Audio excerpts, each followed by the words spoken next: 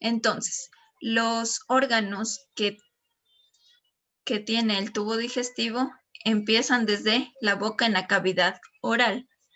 La faringe y la lengua son los que nos ayudan a introducir la comida, ¿no es cierto? Una vez que introducimos la comida, empieza el movimiento de los dientes y la boca para poder masticar. Entonces es una acción mecánica lo que ocurre cuando nosotros masticamos. También hay una acción química, que esto ya ayuda en las glándulas salivales. ¿Por qué? Porque esto ya segrega a la saliva. Y en la saliva tenemos una enzima llamada amilasa. Esta enzima amilasa nos va a ayudar a descomponer los carbohidratos. Ya, entre los carbohidratos tenemos los almidones. ¿Alguien sabe algún alimento que tenga carbohidratos?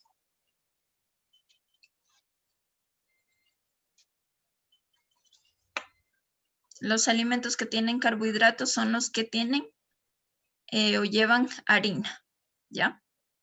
Entonces, supongamos que yo comí una galleta.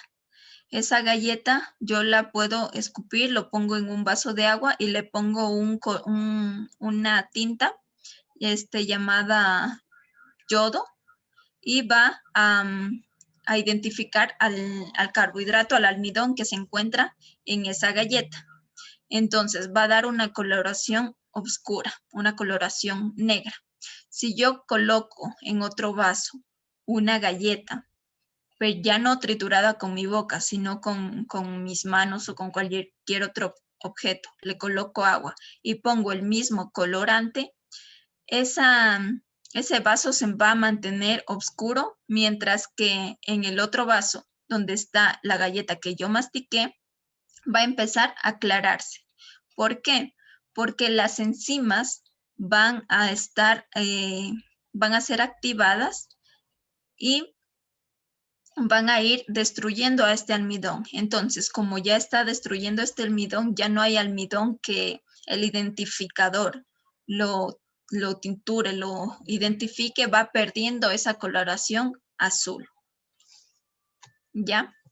También tenemos como parte del sistema digestivo, el aparato digestivo al esófago. El esófago va a hacer movimientos peristálticos. ¿Qué son los movimientos peristálticos? Son movimientos que son similares a las contracciones, ¿ya? Estas son como ondulaciones que realiza el esófago. ¿Para qué? Para que podamos pasar el bolo alimenticio. El bolo alimenticio es el que se forma en la boca. Una vez que pasa el esófago, llega hacia el estómago. En el estómago hay ácido, el ácido clorhídrico y algunas otras sustancias que nos ayudan a seguir descomponiendo a los alimentos, ¿ya? A descomponer las sustancias que se encuentran en los alimentos para así poder ser sintetizadas por nosotros. Entonces, el estómago tiene 3 partes, que son el cardias, que es la entrada del estómago, el antro y el píloro. Pero ya lo vamos a ir viendo poco a poco. Luego del estómago sigue el intestino delgado, que tiene 3 partes igual, el duodeno, el yeyuno y el íleo. Y por último tenemos al intestino grueso, que igual tiene 3 partes, que es el colon ascendente, el transversal y el descendente, que termina en el recto y el ano. Como les decía, el tubo digestivo también se llama conducto alimentario. ¿Por qué? Porque pasa el alimento por todo este tubo. Comienza desde la boca y se extiende hasta el ano. Su longitud en el hombre mide más o menos de 10 a 12 metros, siendo 6 o 7 veces la longitud de todo nuestro cuerpo. Entonces, depende de la altura que tenga la persona para que mida el tubo digestivo, ¿ya? Este se va a encontrar delante de la columna vertebral. Ya, el aparato digestivo es un tubo con varias glándulas asociadas. Entre ellas tenemos las glándulas parótidas, las sublinguales y las submaxilares, que se encuentran alrededor de la boca. Su función principal es secretar a la saliva con las enzimas que contiene esta. Van a transformar a los alimentos en sustancias más sencillas para poder así ser asimiladas por nuestro organismo. Las partes, como ya les había dicho, empieza por la boca, faringe, esófago, estómago, intestino delgado, intestino grueso y los órganos que son anexos, que es el hígado que va a segregar a la bilis y el páncreas, que segrega hormonas, especialmente la insulina, que nos ayuda a la regulación de la sangre. Las glándulas que tiene el aparato digestivo son las glándulas salivales, el hígado y el páncreas. Segregan sustancias que contribuyen a realizar la digestión. Las fases de la digestión. Empezamos por la masticación e insalivación. Esto ocurre en la boca con movimientos mecánicos, que es lo que hacen los dientes y la lengua, y la insalivación, que ya es el proceso químico que les había dicho, de la enzima amilasa. La deglución, esto ya es cuando tragamos el alimento y pasa por el esófago. Digestión estomacal, llega al estómago y ese bolo alimenticio va a mezclarse con los jugos gástricos formando al quimo. La asimilación, que ocurre en el intestino delgado, que ahí tenemos vellosidades, y a través de las vellosidades va a ser absorbidas los nutrientes y da el paso de esos nutrientes hacia la sangre. Y por último, la defecación, que eso ya es en el intestino grueso. ¿Alguien tiene alguna duda hasta ahí?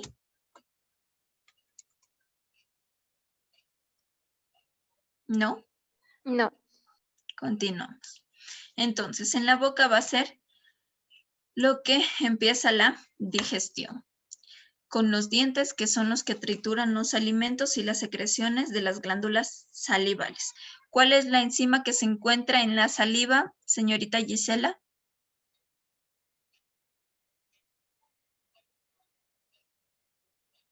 Gisela Suárez. Si no me puedes hablar, por favor, escribe.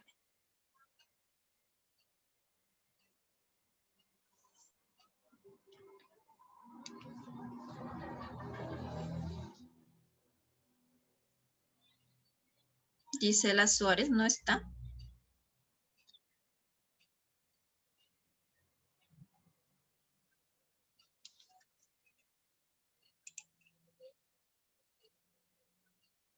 Ok.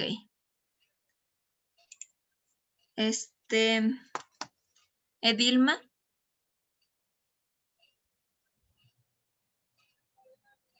Edilma Cisne. Sí, licenciada. ¿Cuál es la enzima que segrega la saliva? Que se encuentra en la saliva. La verdad, licenciada, no sé. La amilasa. Amilasa. Perdón, gracias. Adrián, ¿para qué nos ayuda la amilasa? Adrián Jiménez.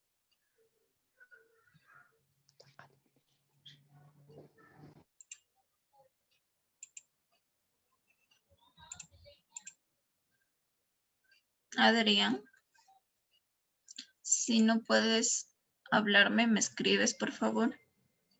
Para tragar la saliva. No. Les había dicho del Ayuda a experimento. Ayuda a descomponer los digerir los alimentos. carbohidratos. Ya, ¿cuál especialmente? El almidón. Ya, el almidón. Los carbohidratos. Muy bien. Entonces, continuamos. Que las glándulas salivales van a ayudar a humedecer y ahí es donde inicia la descomposición química gracias a la amilasa. Los dientes, tenemos los incisivos que son los planos y son los que van a cortar a los alimentos que se encuentran en la parte delantera. Los caninos que son como triangulares que nos ayudan a desgarrar a los alimentos y por último las muelas que nos sirven para triturar a los alimentos. La deglución. Esto ya es cuando los alimentos son insalivados, y triturados y ahí van a formar el bolo alimenticio. La deglución ya es cuando pasa este bolo alimenticio hacia el esófago. Les había dicho los movimientos que realizan el esófago. ¿Cómo se llaman los movimientos?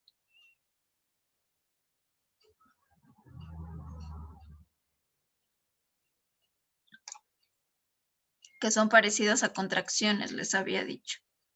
Diana Castillo.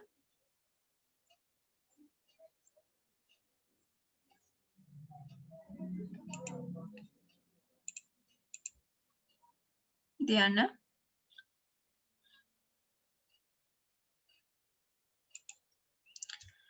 Son los movimientos peristálticos. Continuamos. El esófago es un tubo que aproximadamente va a medir 25 centímetros. Este va a comunicar de la boca hacia el estómago. Como les decía, el esófago va a hacer movimientos peristálticos que permitan el paso del bolo alimenticio hacia el estómago. El estómago va a medir, a poder contener más o menos 1 litro a 1,5 litros de capacidad. Listen, me responde la pregunta, por favor. Mi internet está mal y no lo entiendo muy bien. Ok, Diana. Les decía que el movimiento que hacen el esófago es el movimientos peristálticos. Y no solo el esófago, sino todo el tubo digestivo va a hacer los movimientos peristálticos. El esófago, el estómago, el intestino delgado y el intestino grueso. ¿Por qué? Porque no sé si escuchen, creo que la mayoría haya escuchado a su estómago sonar, ¿no es cierto? ¿Por qué? Porque ya tiene la necesidad de los alimentos, el líquido empieza a elevarse y empieza a realizar los movimientos peristálticos. No solo el estómago, sino ya cuando terminamos de comer, el intestino va a procesar el alimento y va a seguir con esos movimientos. Y si nosotros no nos alimentamos pronto, va a haber un paso de aire, lo que surge el sonido que nosotros escuchamos, ¿ya? El estómago, les había dicho que es como ya una bolsa. ¿Por qué? Porque ya es como un ensanchamiento de este tubo y va a permitir más o menos la capacidad de 1 litro a 1,5 litros. Les había dicho que el estómago tiene 3 partes principales, que es el cardias, que es la entrada del estómago, el antro y el píloro. El cardias y el píloro son esfínteres. ¿Alguien tiene idea de qué es un esfínter?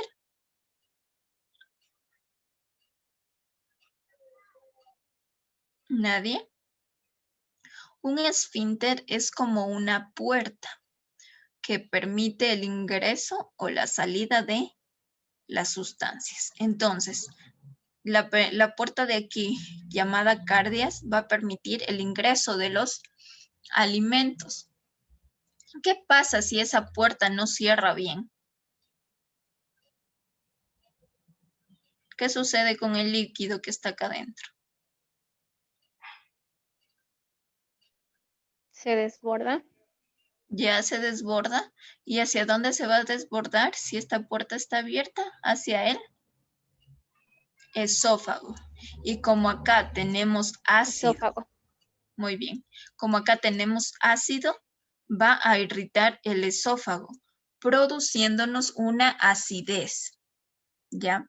¿Qué sucede cuando nosotros tenemos acidez? Lo más recomendable es que bebamos bicarbonato.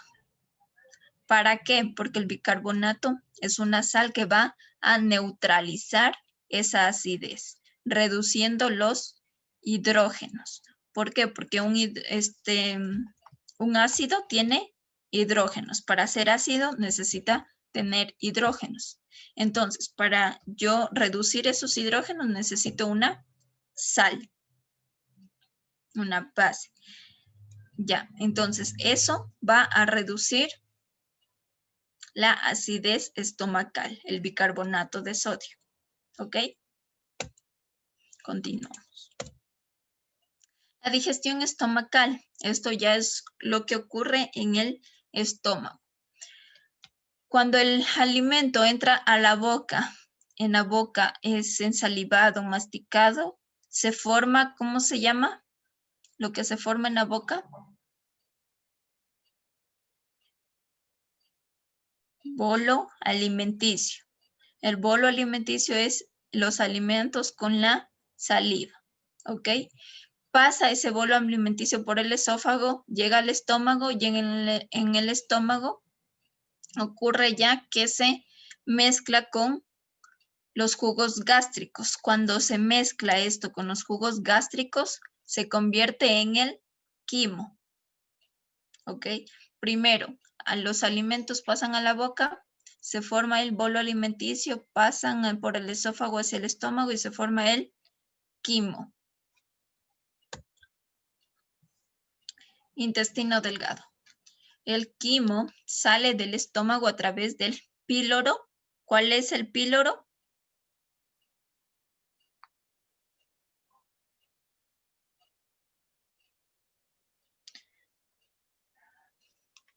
Lorena Jiménez.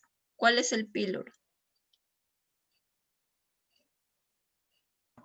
El que está ubicado en el estómago.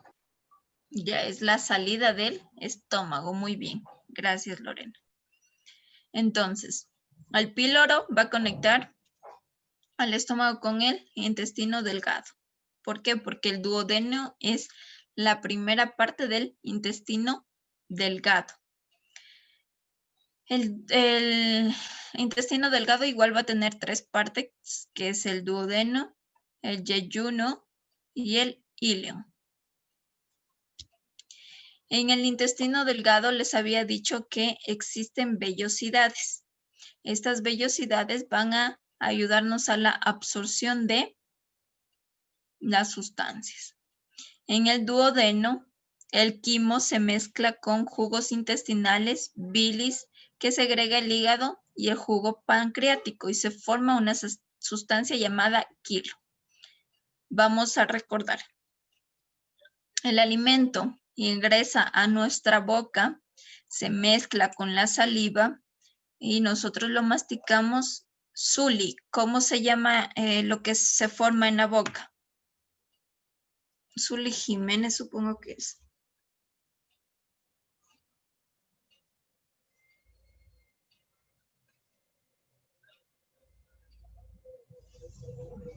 Zuli.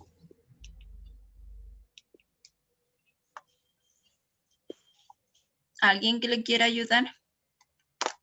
¿El dicen no es un bolo alimenticio? Muy bien, el bolo alimenticio se forma en la boca, que es los alimentos con la mezcla de La saliva. La saliva, ya. Pasa ese bolo alimenticio por el estómago por el esófago y en el estómago se mezcla con los... ¿Con qué se mezcla?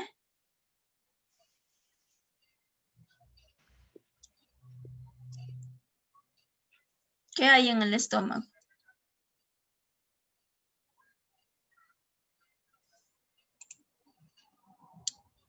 Geobing.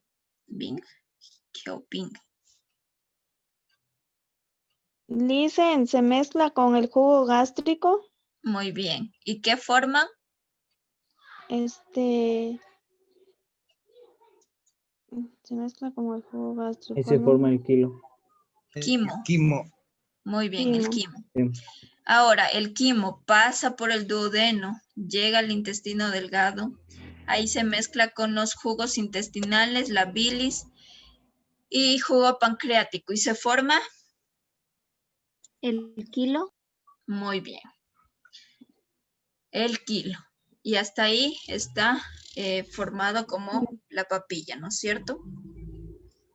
Luego tenemos Sí, el se convierte órgano en hígado. anexo, que es el hígado. El hígado va a producir bilis. Cuando el hígado produce mucha bilis, va a ser almacenada en la vesícula biliar. La bilis nos ayuda a la desintegración de las grasas.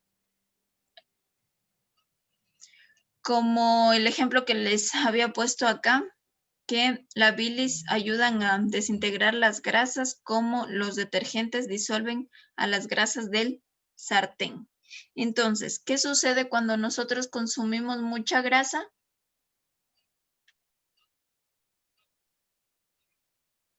¿Qué sucederá? Tal vez puede ser, Lisa, que no avance a destruir las grasas. Ya no avance a destruir las grasas, entonces eso no solo va a afectar a nuestro sistema digestivo, sino también al hígado, formando un hígado graso. El hígado también nos ayuda a descomponer los alcoholes, ¿no es cierto? Y cuando nosotros bebemos mucho alcohol, nos da la cirrosis. El páncreas. El páncreas es una glándula que segrega hormonas y jugo pancreático. Lo principal que segrega para que ayude al tubo digestivo, al aparato digestivo, es la insulina. ¿Para qué nos ayuda la insulina? Al inicio lo dije.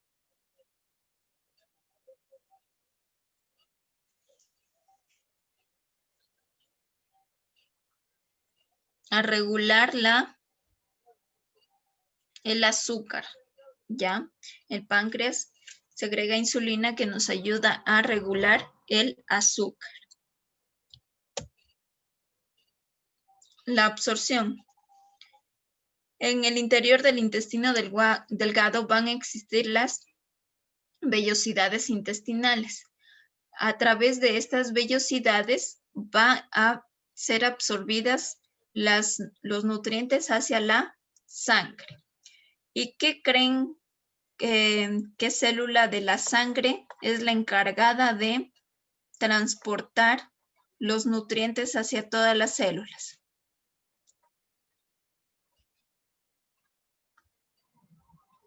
¿Cuáles serán los glóbulos rojos, los glóbulos blancos, las plaquetas? ¿Cuáles serán las encargadas de transportar los nutrientes Los hacia todas glóbulos las... rojos. Muy bien, los glóbulos rojos. ¿Con qué otro nombre se los conoce a los glóbulos rojos? ¿Cómo? Plasma.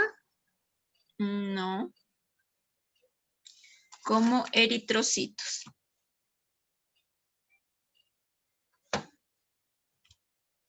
Ya. El intestino grueso tiene, a ver, y si no puedo escuchar bien, no tengo mucho internet, se me corta. Uy, ok, Gisela, igual va a ser, está siendo grabada la clase. Ay, no he grabado la clase. Ah, no, sí está grabada. Ya, y supongo que de ahí les ha de pasar también para cualquiera de estos problemas que tengan con internet o no hayan podido asistir. ¿Listo? Entonces, continuamos con el intestino grueso. El tubo digestivo continúa por el intestino grueso, que este va a medir más o menos de metro a metro y medio, que igual tiene 3 partes, el colon ascendente, transverso y descendente. La porción final es el recto y se va a expulsar los desechos por el ano. Tenemos una porción adicional que es el apéndice. ¿Qué sucede cuando el apéndice se inflama y se infecta?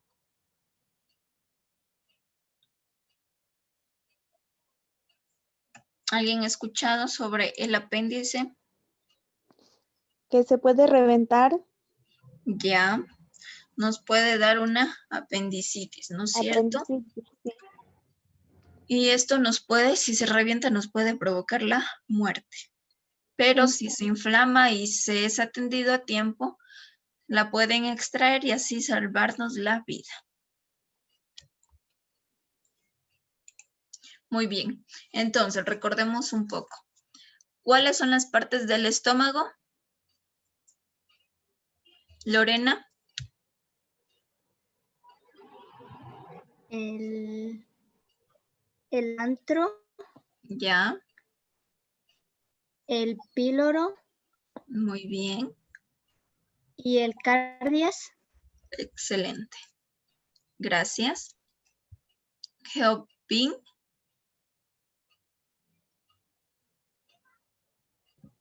Sí. ¿Cuáles son las partes del intestino delgado?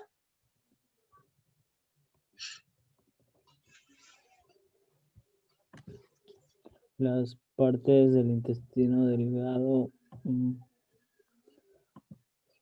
son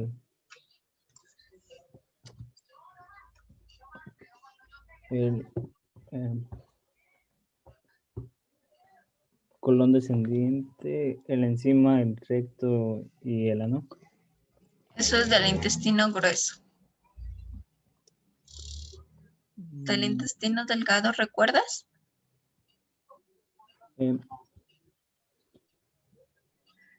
No. ¿Alguien que lo quiera decir? Yo, Gracias. Dímelo. el duodeno, Duodeno, el duodeno, yeyuno león. y león. Gracias, señoritas. Ya. Y por último tenemos la defecación, que la mayor parte del agua de sales minerales son absorbidas ya en el intestino grueso. Y el resto que ya no necesitemos van a ser desechadas por el ano. Ya así se van formando las heces cuando ya se absorbe ya lo último de agua y sales minerales. ¿Alguna duda que tengan?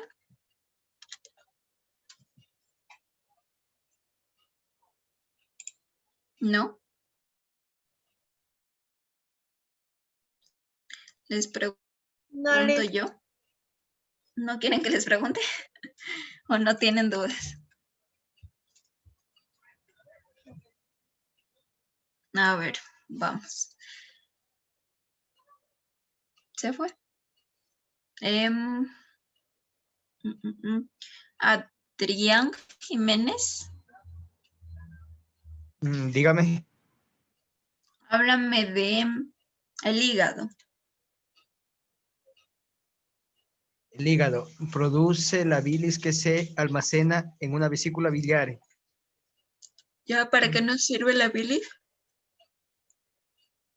La Perdón. bilis.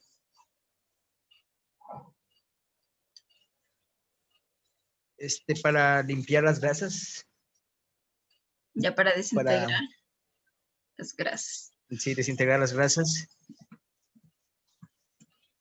Así como los detergentes disuelven la grasa del sartén. Ya, gracias, Adrián. Un dato importante es que en el estómago tenemos bacterias y estas bacterias también nos ayudan a la digestión. Entonces, cuando nosotros nos encontramos como estresados, como deprimidos, con enojo, todos estos sentimientos nos perjudican a estas bacterias, entonces va a disminuir la digestión. Por lo tanto, cuando una persona se siente así, se siente como con pesadez en el estómago, se siente como inflamada el estómago. ¿Por qué? Porque estas bacterias han muerto, o sea, no todas, pero sí han muerto en una porción. ¿Ya? ¿Ya? ¿No tienen dudas entonces? Pasamos de tema.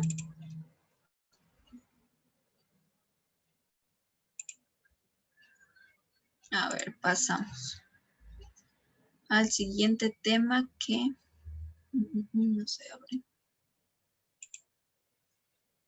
Ya.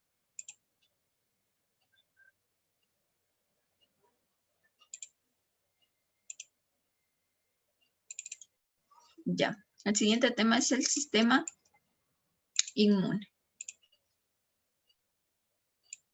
Ya. El sistema inmune, vamos a ver los componentes de este sistema y los tipos de inmunidad. ¿Han escuchado sobre los tipos de inmunidad? Que hay una innata, o sea, con la que nacemos, y la adquirida, que la vamos a ir desarrollando a lo largo de nuestra vida. Entonces, tenemos ¿dónde encontramos al sistema inmune? O sea, ya sea la formación o las células del sistema inmune.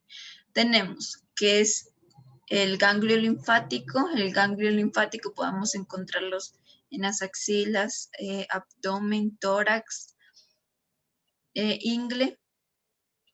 El timo, que en el timo vamos a diferenciar a los linfocitos T. El vaso, que nos ayuda a destruir eritrocitos que ya están viejos y no están haciendo bien su trabajo. ¿Cuál es la función de los eritrocitos o glóbulos rojos? Ya lo habíamos dicho, una función antes. Cuando pasa los nutrientes de las microvellosidades del intestino delgado hacia la sangre. ¿Quiénes lo transportan? Los glóbulos rojos. Los glóbulos rojos o eritrocitos. Entonces, los glóbulos rojos van a estar transportando nutrientes, y no solo los nutrientes, sino al oxígeno y al dióxido de carbono. ¿Ya? La médula ósea, que ahí se van a formar estas células inmunes, y la red de vasos linfáticos, que nos van a ayudar a transportar todas estas células.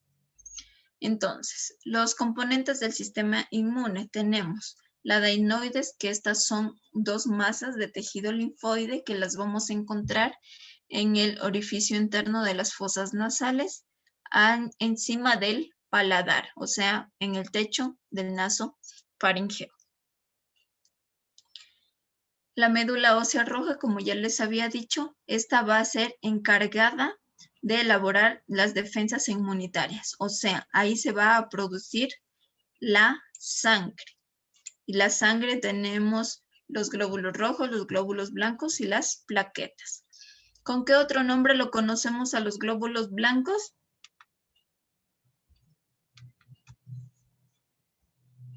Como leucocitos. Leucocitos. Ya. Muy bien, leucocitos. Entonces, los leucocitos van a tener distintas células, no son como los glóbulos rojos, que solo hay un tipo de célula. Los glóbulos blancos van a tener varios tipos de célula, como son los linfocitos, los monocitos, los eosinófilos, los basófilos y los neutrófilos. Entonces, cada una de estas células va a tener una función específica en el sistema inmune, como por ejemplo, el neutrófilo va a ser la primera línea de defensa, o sea, las células que van a atacar primero.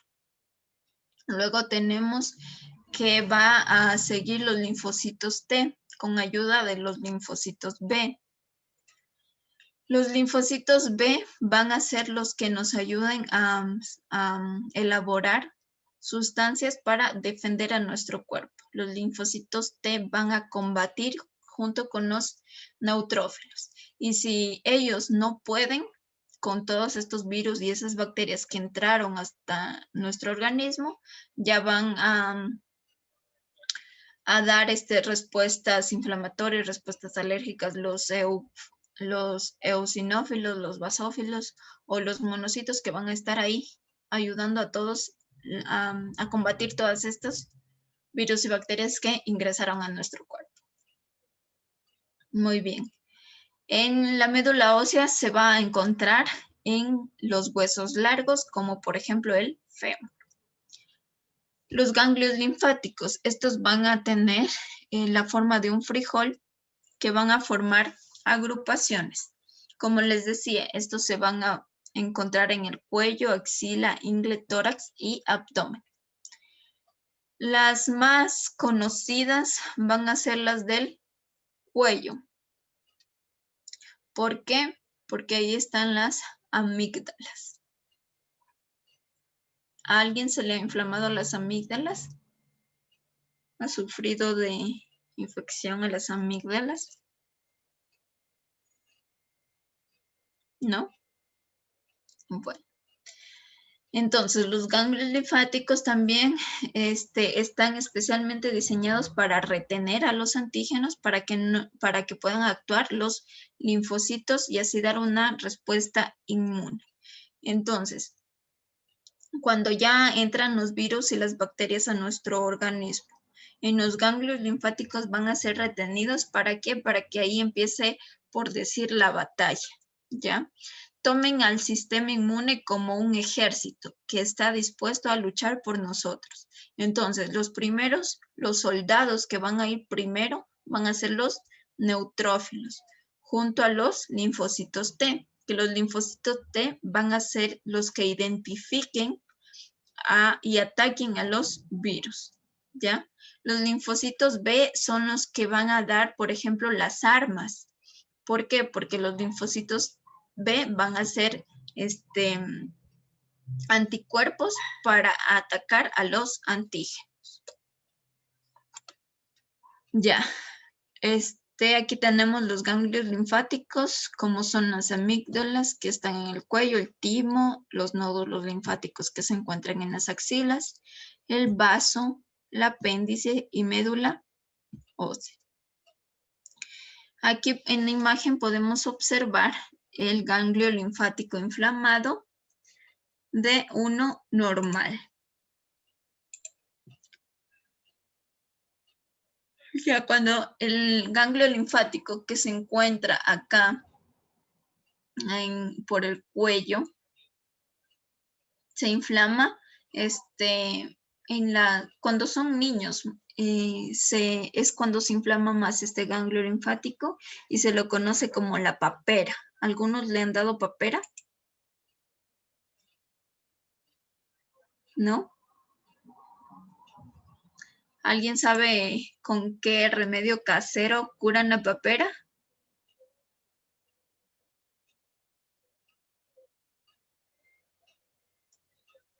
¿Nadie ha escuchado? ¿No han escuchado de la papa rallada que les ponen a los niños aquí para desinflamar a los ganglios linfáticos?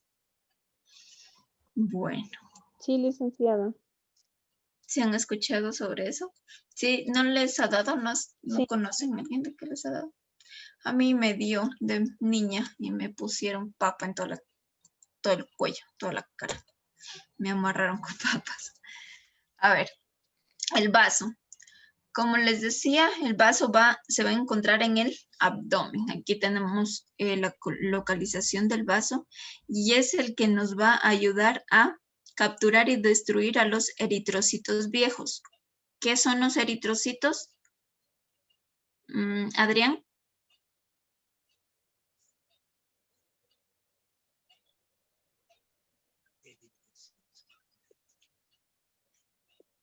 ¿Qué son los eritrocitos? ¿Con qué otro nombre se los conoce? Los glóbulos rojos. Ya, muy bien. ¿Cuál es la función? Gracias, Zuli.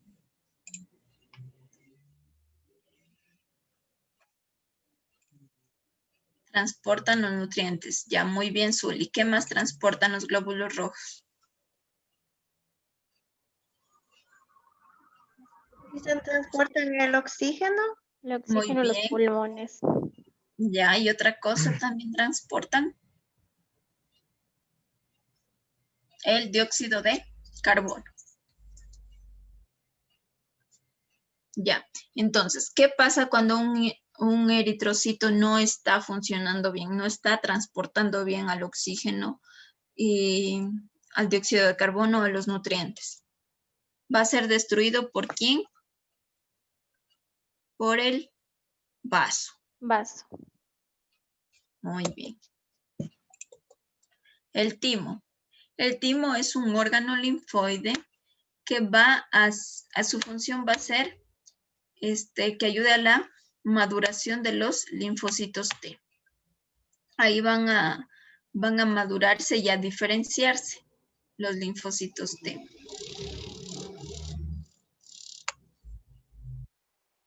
Como pueden observar en la imagen, este se encuentra en el tórax. Entonces, el recorrido de los linfocitos T, ¿cuál va a ser? Nacen en la médula ósea, que esto, ¿dónde se encuentra la médula ósea?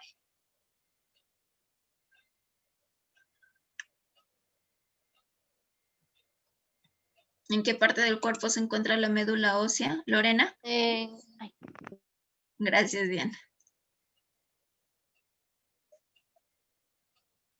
En el interior del cuerpo. ¿Perdón? En el interior de algunos huesos del cuerpo. Ya, de los huesos largos. Gracias, Zuli, también por tu respuesta. Muy bien, Lorena. Entonces, ahí se va a encontrar la médula ósea. Va a ser quien forme a estas células, a los linfocitos. Y los linfocitos T van a hacer que viajen al timo para ahí ser madurados y diferenciados. Las amígdalas palatinas. Estas son dos masas ovaladas que están situadas a ambos lados del istmo de los fauces, o sea, en esta parte. ¿Para qué nos ayudan las amígdalas? A retener a los antígenos. ¿Para qué? Para que los linfocitos T hagan su trabajo de eliminarlos. Y no solo los linfocitos, sino los neutrófilos también. ¿Hasta ahí tienen alguna pregunta?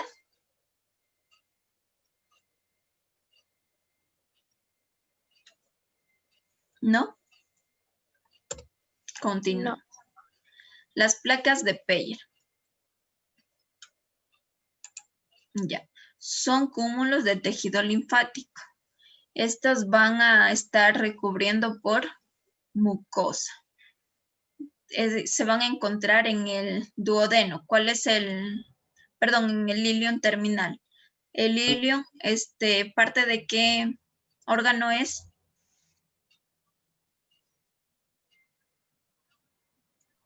Parte del intestino delgado. Muy bien, parte del intestino delgado. Y van a ser formados por los linfocitos de los linfocitos B, que sintetizan inmunoglobulinas. Las inmunoglobulinas son moléculas que nos ayudan a combatir a los antígenos. ¿Recuerdan que les dije que los tomen a todas estas células como si fuesen un ejército? Los linfocitos B son los que van a estar construyendo las armas para que los linfocitos T las usen. Ya las inmunoglobulinas son como armas para atacar a los anticuerpos, a los antígenos. Las células del sistema inmune. Tenemos granulocitos y agranulocitos. Los granulocitos tienen gránulos en el citoplasma, por ejemplo, los basófilos y los eosinófilos. Los basófilos son los que van a ser teñidos con colorantes básicos y van a dar una respuesta inflamatoria, como por ejemplo en los ganglios linfáticos. si se encuentran los basófilos, van a inflamar, ¿ya? Y los eosinófilos, que estos en cambio van a teñirse con colorantes ácidos y pueden dar una respuesta alérgica. Y van a dar reacciones de fagocitosis. ¿Alguien recuerda, alguien sabe lo que es fagocitosis, fagocitar?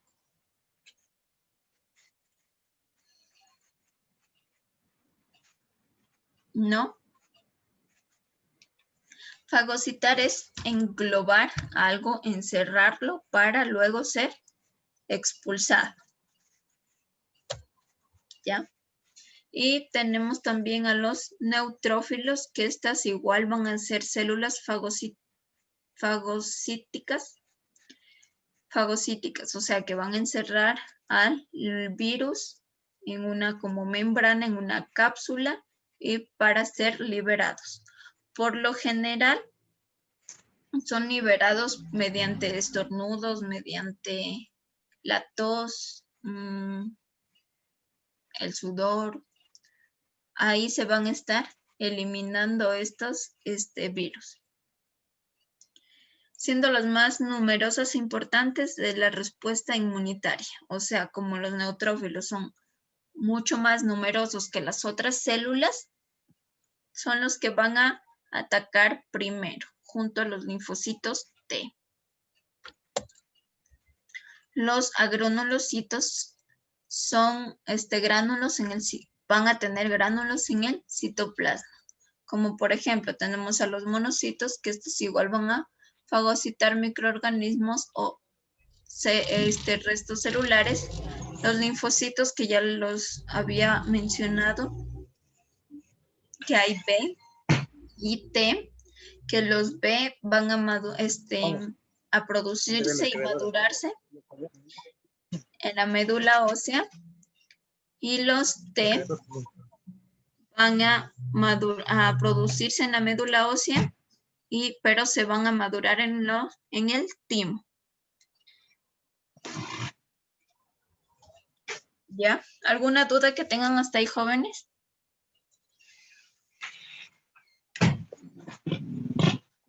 ¿No? Les pregunto. Diana. Dígame, Liz. ¿Qué hace el vaso?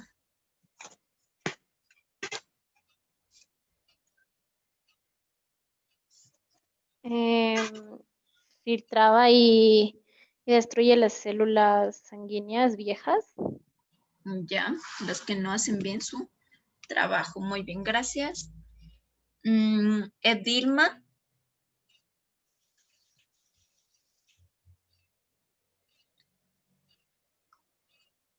Edilma Cisne.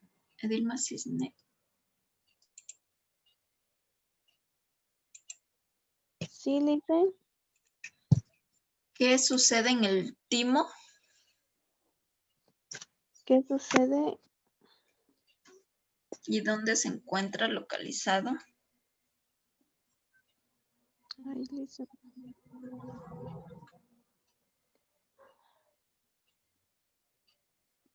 No, Lice, no sé. No me acuerdo. A ver, en el timo, los linfocitos T van a diferenciarse y madurarse. Y se encuentra en el tórax. ¿En el tórax? Adrián. Dígame. Mencióname las células granulocitas. Habían 3, ¿no es cierto? Las células granulocitos. Los que tienen gránulos en el citoplasma. Los monocitos, linfocitos o... Estos son agranulados. Los granulados, los que tienen gránulos en el citoplasma.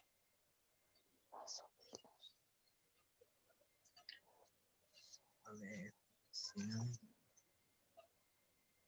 Los eosófilos. Eutrófilo. Ya los basófilos. Gracias, Zuli. Y los que son... Basófilos. Ya, esos ya habíamos dicho.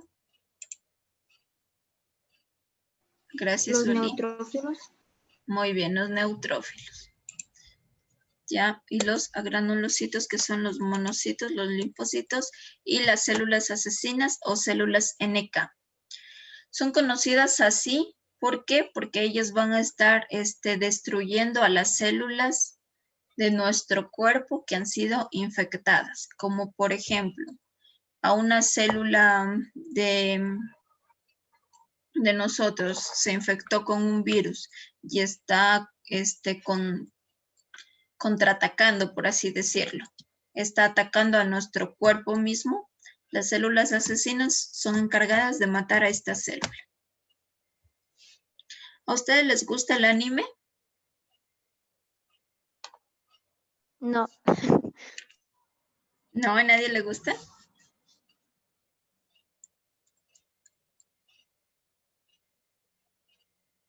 Porque hay un anime que se hace referencia al sistema inmune como una ciudad, ¿ya? Que los glóbulos blancos está como defendiéndolas a los glóbulos rojos y así. Y diferencia muy bien a todas estas células, a los macrófagos, a las células asesinas, a los neutrófilos, a los linfocitos. Todo esto está representado muy bien por los personajes de anime. Si les interesa, se llama, en Netflix lo pueden encontrar como Cell at Work y en páginas normales como Hakaratu Saibo. Bueno, prosigamos. Tenemos las células, las moléculas inmunitarias. Estos ya son los anticuerpos. ¿Quiénes van a desarrollar estos anticuerpos? Los linfocitos B, que van a ser proteínas que también se conocen como inmunoglobulinas. La función de ellas va a ser unirse al antígeno y presentarlo a las células del sistema inmune para que las células lo ataquen, lo maten o lo fagociten hacia el exterior. Los tipos de inmunoglobulinas es la G y la A. La G, que provoca la destrucción del microorganismo, y la A, que se encuentra en las secreciones mucosas. Los tipos de inmunidad tenemos innata y adquirida. La innata, que incluye todos aquellos mecanismos para combatir los agentes patógenos antes de que ocurra la infección, como las células, los neutrófilos, los linfocitos, y la adquirida ya, que vamos adquiriendo como la inmunoglobulina, que esta ya tiene, va a tener como reservas. Bueno, eso ya lo vamos a ver más adelante. Son componentes, sus componentes son barreras externas, sistemas de complemento y células de inmunidad innata. Y por último, la inflamación. Barreras mecánicas externas como la piel, cerumen, pelos, mucosa respiratoria. Las químicas como el sudor, sebo de piel, saliva, lágrimas, jugos gástricos, la lactoperoxidasa en el pH de la orina y la acidez vaginal. Y la barrera biológicas, que son las bacterias de la flora intestinal. ¿Recuerdan las bacterias que les dije que se encuentran en el estómago? Sí. Ya. A ver, dato importante aquí, la acidez vaginal. ¿Por qué? Porque si la vagina no tiene su acidez, ¿qué ocurre? Ocurre que va a tener un pH básico, por lo tanto va a permitir la entrada de agentes patógenos. Por lo tanto, necesita esta acidez que oscila de 3.5 a 4.5 para mantener el equilibrio para que no ocurra una infección. Cuando este pH sube, o sea, a un 5, a un 6, quiere decir que estamos corriendo peligro de una infección. ¿Qué se necesita para elevar la acidez? Para que el pH baje, se necesita de iones de hidrógeno. Recuerdan que antes, cuando hablábamos del sistema digestivo, necesitábamos que esos iones de hidrógeno se reduzcan, ¿no es cierto? ¿Para qué? Para reducir la acidez. Acá, en cambio, necesitamos que se eleven los iones de hidrógeno para incrementar la acidez.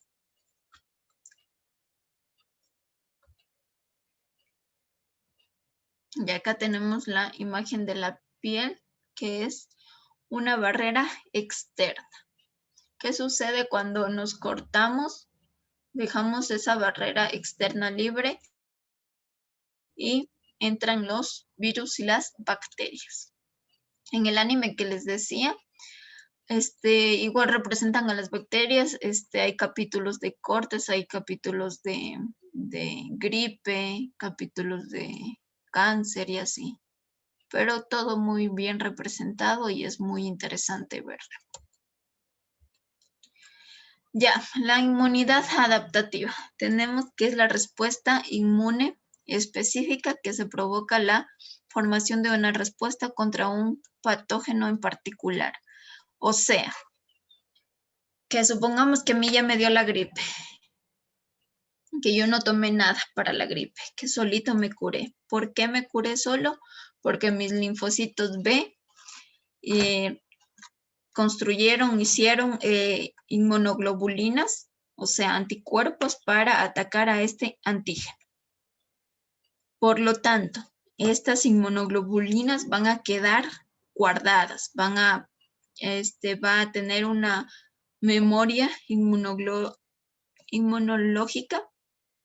¿Para qué? Para que si me vuelve a dar esta gripe, esta enfermedad, yo ya esté preparada.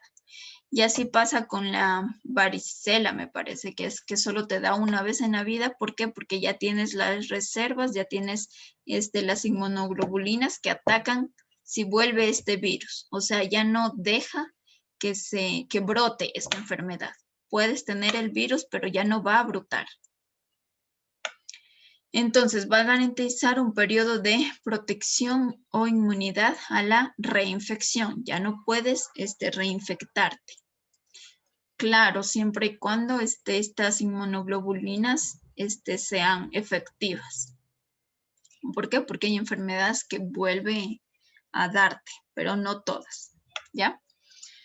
Participan los linfocitos. Como ya les decía, los linfocitos B son los que van a realizar estas inmunoglobulinas. La inmunidad adquirida puede ser activa o pasiva. En activa tenemos natural y artificial. La natural que se obtiene al contraer la enfermedad y la artificial que se obtiene mediante las vacunas. Y la pasiva que igual tiene natural y artificial, que la natural es los anticuerpos que se heredan de madre a hijo y la artificial que es mediante el suero. ¿Alguna duda, jóvenes?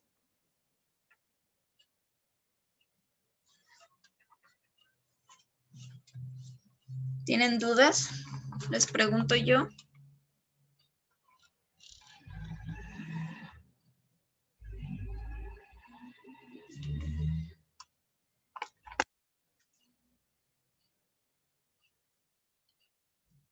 ¿No?